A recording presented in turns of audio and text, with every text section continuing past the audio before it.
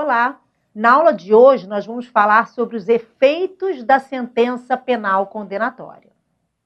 Quando a sentença penal condenatória transita em julgado, nós temos a repercussão de alguns efeitos, tanto no âmbito criminal quanto fora dele. Por exemplo, no cível, no trabalhista, no eleitoral, no âmbito administrativo, tributário.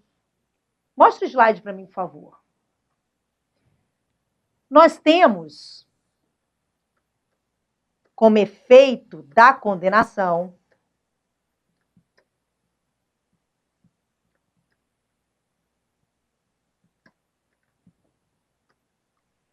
o chamado efeito principal e temos também os chamados efeitos secundários.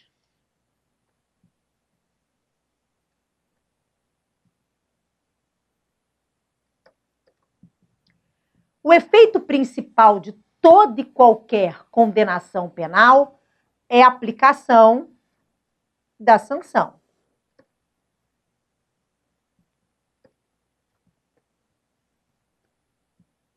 Ana, por que você não coloca aplicação da pena?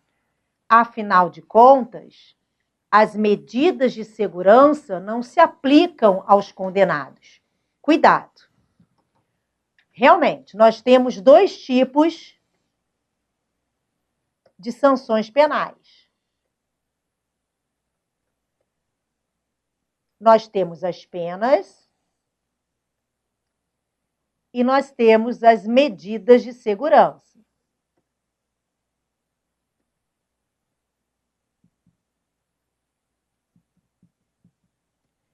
As penas podem ser privativas de liberdade, que a gente abrevia como PPL,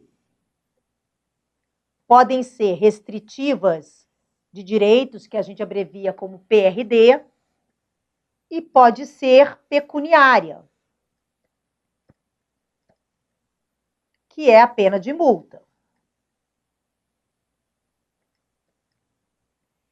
Já a medida de segurança, que pode ser uma internação ou um tratamento ambulatorial, ela realmente, em regra, é aplicada aos inimputáveis em razão de doença mental, conforme artigo 26 caput do Código Penal. Realmente, a priori, a gente vai ter aplicação da medida de segurança aos inimputáveis por doença mental, conforme artigo 26 caput do Código Penal. Os inimputáveis, eles praticando fato típico e ilícito, não são culpáveis. Então, nós vamos ter um fato típico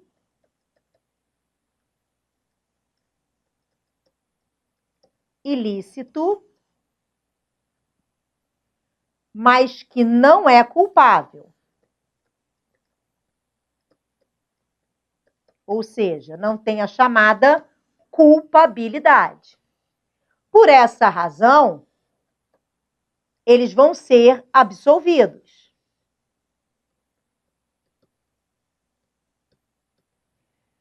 Mas essa absolvição é uma absolvição imprópria. Por que uma absolvição imprópria? Porque, apesar de absolvidos, eles vão sofrer uma sanção penal. Eles não vão sofrer pena, mas vão sofrer a medida de segurança. Por isso que é uma absolvição imprópria. Repito, porque apesar de absolvido, porque não houve crime, fato típico ilícito que não é culpável, que não tem culpabilidade, mas, apesar de absolvidos, vão sofrer uma sanção penal, que é a medida de segurança, que é o tratamento psiquiátrico. Acontece que nós temos os chamados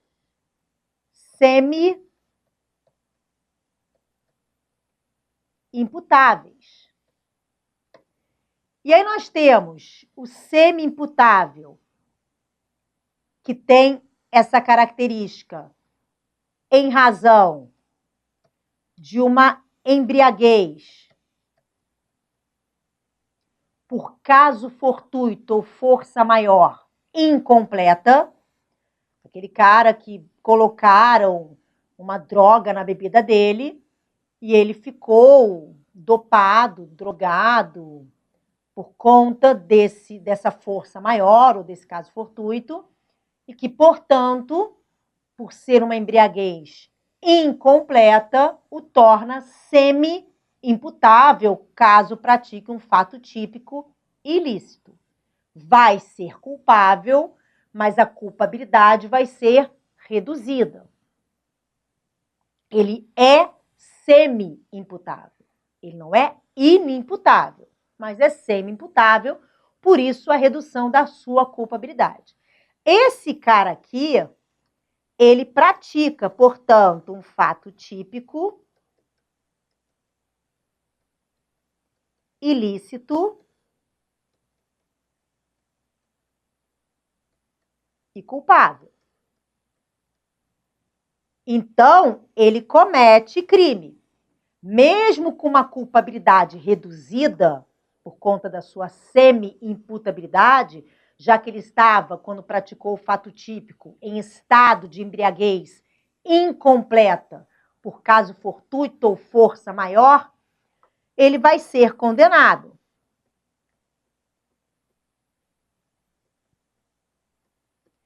E a única opção é ele ter uma minorante na pena. Então, o juiz vai calcular a pena dele, quando chegar na terceira fase da dosimetria, vai aplicar a redução de pena do parágrafo 2º do artigo 28 do Código Penal. Vamos lá? Artigo 28, parágrafo 2º. A pena pode ser reduzida de 1 a 2/3. Então, toda vez que a gente tem uma redução em fração, no caso, 1 a 2/3, isso é uma minorante ou causa de diminuição de pena ou privilégio. Se o agente, por embriaguez proveniente de caso fortuito ou força maior, não possuía ao tempo da ação ou da omissão a plena capacidade para entender o caráter ilícito do fato ou de determinar-se de acordo com esse entendimento. Então, esse cara aqui, ele é semi-imputável, mas ele vai ser condenado com uma minorante, com essa causa de diminuição de pena do parágrafo 2º do artigo 28 do Código Penal. Mas nós temos o semi-imputável também por doença mental, que é o parágrafo único do artigo 26 do Código Penal. Que aí eu vou mudar de slide para ter mais espaço. Esse semi-imputável do parágrafo único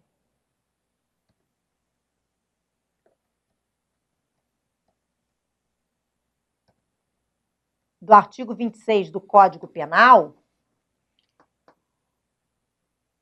ele pratica um fato típico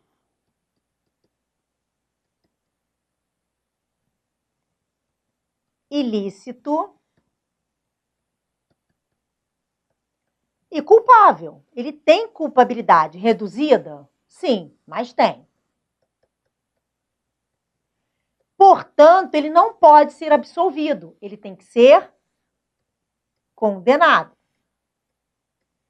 Só que aqui, diferente lá da embriaguez por caso fortuito ou força maior incompleta, esse cara aqui do 26, parágrafo único, ele pode necessitar de tratamento psiquiátrico, afinal de contas, ele tem uma doença mental. O do 28, parágrafo 2º, ele não tem doença mental. Alguém colocou alguma coisa na bebida dele, alguém obrigou ele a ingerir a substância alcoólica ou de efeitos análogos, e durante esse estado de embriaguez, por caso fortuito ou força maior, ele acabou ali praticando um fato típico e ilícito, e, portanto, vai ser culpado. Mas ele não precisa de um tratamento, ele não é alcoólatra, ele não tem uma doença mental. Já esse sujeito aqui do 26, parágrafo único, apesar dele ser culpável, não dá para o Estado ignorar que ele tem uma doença mental. Então, nesse caso, adota-se o chamado sistema vicariante. Ou seja,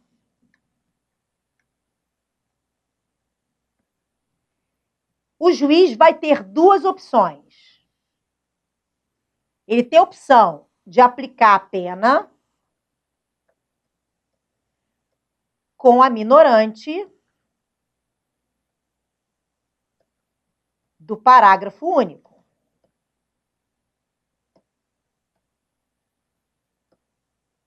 Do artigo 26 do Código Penal. Quer ver?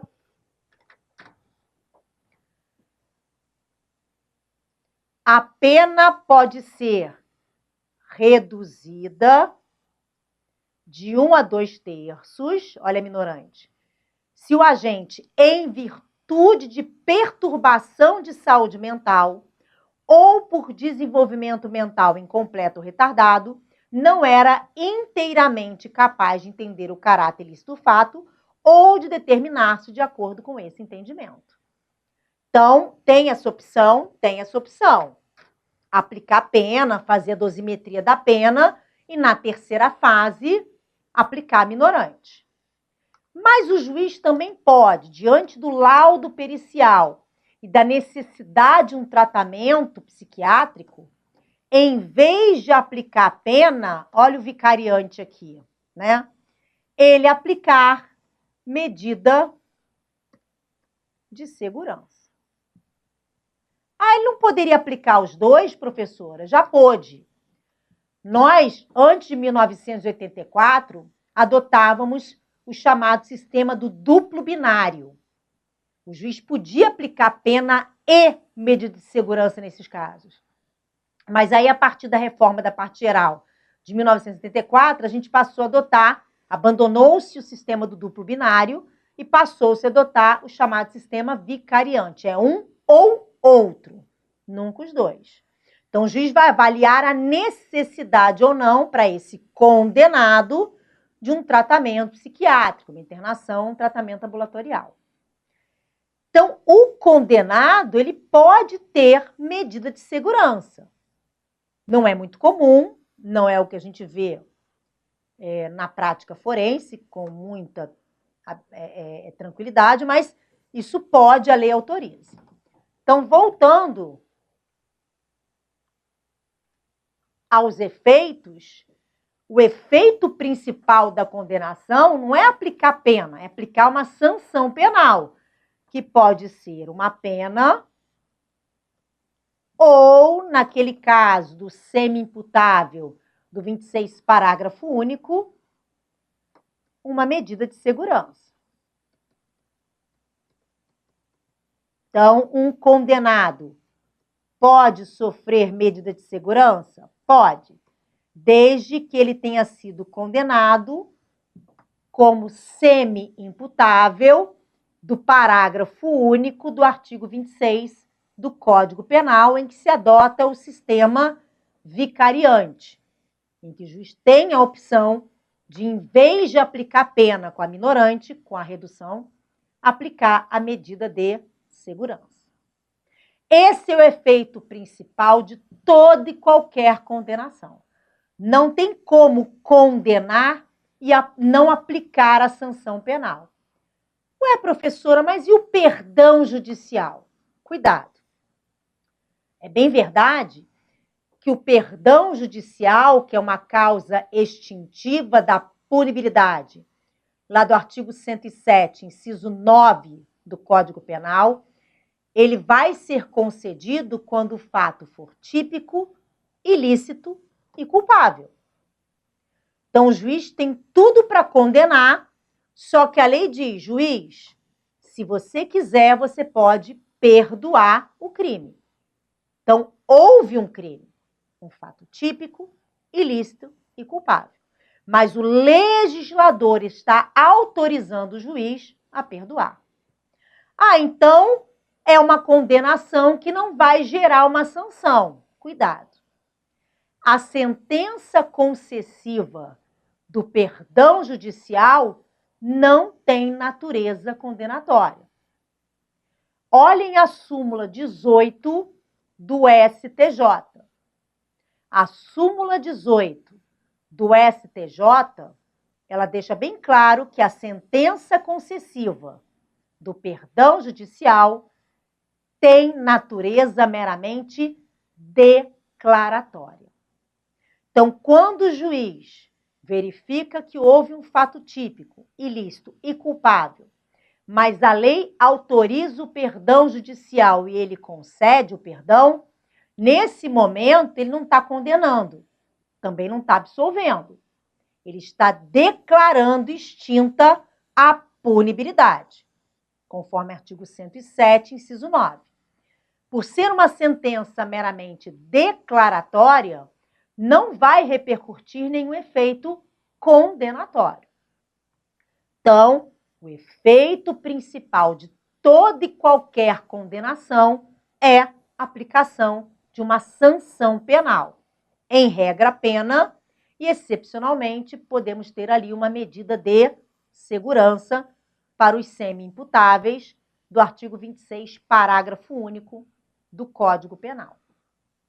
Agora, além do efeito principal, toda a condenação penal vai gerar efeitos secundários.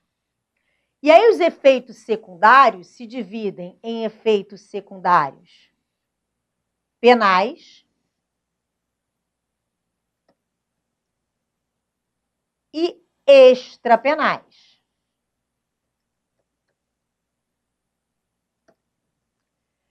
Os efeitos secundários penais da condenação criminal são aqueles efeitos diversos da sanção, mas que vão repercutir no âmbito criminal.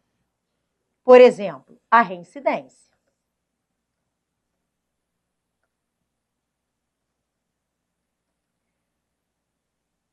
Se o sujeito era primário, ao praticar um crime e ser condenado por sentença transitada em julgado, ele vai deixar de ser primário e durante um período, um lapso temporal, ele vai ser reincidente.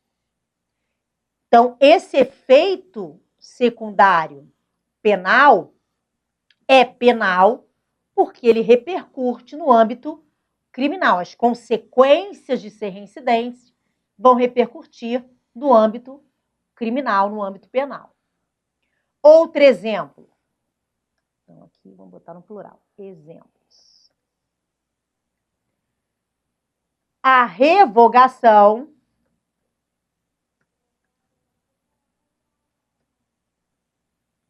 do sursi penal. O que é o sursi penal? A suspensão condicional da pena. Vamos lá no Código Penal. Quando o sujeito está em sursi penal, e o sursi começa no artigo 77 do Código Penal, suspensão condicional da pena. Lembrando que a gente tem o sursi penal, que é esse aqui que está no slide, que começa no 77 e vai até o artigo 82 do Código Penal, e temos o sursi processual, que é lá no artigo 89 da Lei 9.099 de 95, que é a suspensão condicional do processo. Quando o sujeito é condenado e está com a pena suspensa por um período de prova, sob certas condições, esse sursi pode ou será revogado nas hipóteses dos artigos do artigo 81, caput e parágrafo 1º. No caput, nós temos hipótese de revogação obrigatória. no parágrafo 1º, hipótese de revogação facultativa. Então, no 81 caput, o sursi vai ser revogado e no parágrafo 1º poderá ser. Vai ficar a critério do juízo da execução. Uma das causas de revogação, inclusive obrigatória, é ele ser condenado em sentença transitada e julgado por um crime doloso. Uma das causas de revogação facultativa é ele ter sido condenado por sentença transitada e julgado por crime culposo ou por contravenção a uma PPL ou uma PRD. Então, a condenação pode ou vai, necessariamente, revogar a suspensão condicional da pena, o sursi penal. Então, um dos efeitos secundário penal é, se ele está em sursi penal e sofre uma nova condenação transitada em julgado, ele pode ou necessariamente vai perder a suspensão condicional da pena e ele vai cumprir integralmente a pena que estava suspensa e mais a nova condenação. Outro exemplo de efeito secundário penal é a revogação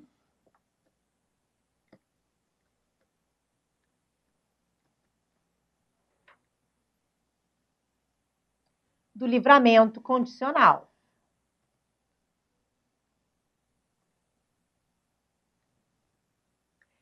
Que está lá no Código Penal a partir do artigo 83. Então, vamos lá? Começa no Código Penal, no artigo 83, e vai até o artigo 90. Vamos lá no artigo 86. No artigo 86, nós vamos encontrar as causas obrigatórias de revogação do livramento. O livramento vai ser revogado nas hipóteses do 86. Já nos casos do 87, a revogação ela vai ser facultativa. O juiz pode revogar. Quando é que necessariamente o livramento é revogado? Quando o sujeito é condenado por um crime que ele cometeu durante a vigência do livramento. Então, o Estado confiou nele, deixou ele para casa, cumpriu o resto do que falta da pena em período de prova, sob certas condições, e ele foi lá e praticou um crime. Então, isso vai gerar a revogação do livramento. E poderá também ser revogado se for por crime anterior ou por crime ou contravenção em que a pena não tenha sido PPL. Então, a condenação pode necessariamente levar à revogação do livramento ou pode a critério do juiz, se for na hipótese do 87 do Código Penal. Então, como eu disse, uma condenação pode gerar a revogação do livramento condicional. Agora, além dos efeitos secundários penais, as condenações podem gerar efeitos secundários extrapenais. E aí nós temos os chamados genéricos, nós temos os efeitos secundários extrapenais específicos e temos uma terceira categoria chamada de sui generis. Pode voltar para mim. No próximo bloco, a gente vai falar sobre os efeitos secundários extrapenais. Até já.